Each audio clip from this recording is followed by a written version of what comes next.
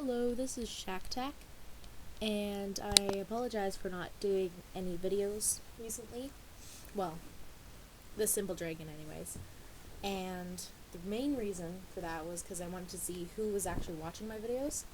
And thankfully, one person actually said, "So, where's the fourth video?" So, yeah. So this is going to be the fourth video of the Cymbal Dragon. What just happened was Fluttershy was completely freaked out. She asked Twilight to come over to look at the dragon, and it kept coming back, and she doesn't know why. She is so stressed out, she decides to take a nap to see if that will help her. Okay, here we go. She awoke a few hours later, jostled awake by Angel hopping on her lap. "Angel, get off," Fluttershy mumbled, still half asleep. Angel glared at her. "Oh, that's right. I never gave you your carrot, did I?" Angel shook his head. "Sorry. I'll get everyone some food right now." She sleepily got out of her chair and walked to the doorway. She stopped before she opened the door and turned around. The dragon was still sitting on its shelf, grinning and staring off into space. Maybe she was just paranoid, but she couldn't take any chances. She rushed around her house quickly and found some cotton and string. She put a wad of cotton on each of the dragon's cymbals and tied it around the hands with the string. In a second, the dragon had completely soundproof cymbals. Fluttershy smiled in satisfaction and walked outside to feed her animals. The feeding session went without a worry or a hitch, and all of Fluttershy's friends looked alive and happy.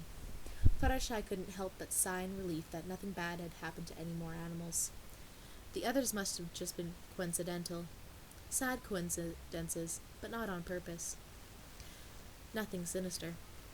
When she went back inside, Fluttershy looked at the dragon. It still had cotton around the cymbals. Fluttershy smiled. Nothing to be afraid of. She sat back in her chair and opened the encyclopedia again. She had only read a few pages when she heard a whistling coming up the path. She turned toward her window. It was the mail pony doing her rounds. Fluttershy smiled excitedly. Maybe she would get that animal feed catalog she ordered today.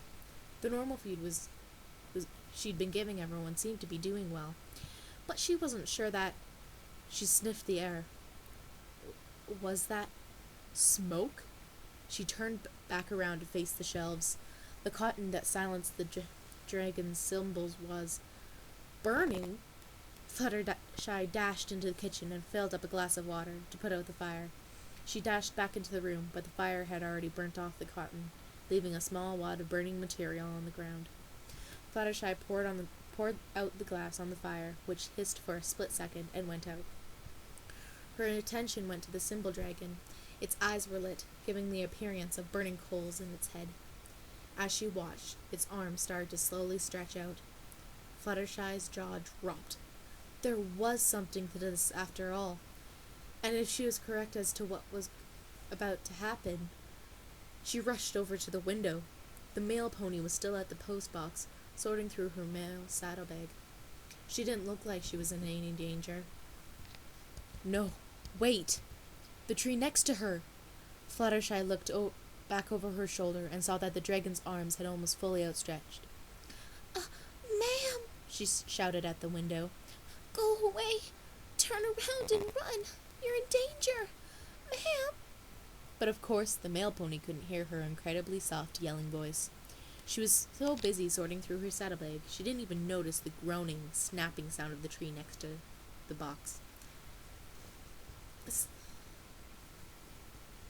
Let me read that again. She was so busy sorting through her saddlebag, she didn't even notice the groaning, snapping sound as the tree next to the box suddenly decided to give away. Without a moment's hesitation, Fluttershy flung open her door and rushed to the mailbox. "Ma'am!" she called out, running at full gallop. Now the mail pony looked up, but it was too late. A clang was heard from inside, and the tree toppled over onto the confused-looking pony. Snapping sounds emanated as every bone in the pony's body cracked from the weight. Fluttershy could only watch in horror as the pony's limbs flailed wildly from under the tree for a few seconds, then went limp. The last thing Fluttershy saw was a pool of blood flowing from underneath the ruined tree before she collapsed into a dead faint. Fluttershy woke up to a large commotion. "Hey, Fluttershy, you okay?" asked a familiar voice. Fluttershy opened her eyes to see a worried AJ standing over her. "Good, you're awake." "Oh, good," said another familiar voice. Rarity appeared a second later. "Fluttershy, what caused this?" she asked. "What?" was all Fluttershy could mumble. "Didn't you notice?" AJ said. "A tree fell on the mail pony right over there." She pointed north.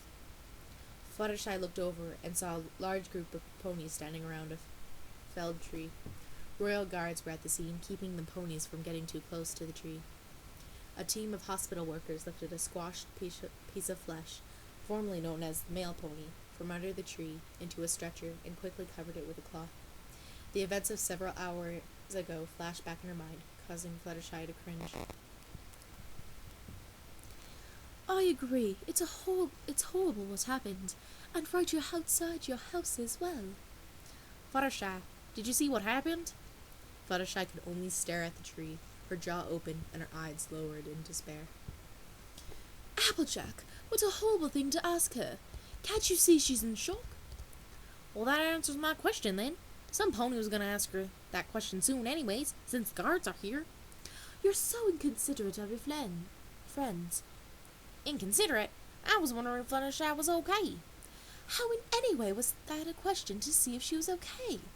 "Well, if you just listen, you'd—" Applejack and Rarity continued to argue, but Fluttershy didn't even hear the first part. All she could do was stare at the tree, the healthy tree that had somehow collapsed onto an innocent pony. She would have burst into tears, but the shock prevented her from doing anything other than stare and ask herself, how could something like this happen? How could that piece of metal do this? So that's part 4. I'm going to be doing part 5 right after this is uploaded. So, yeah, I promise. Don't worry. Okay, bye.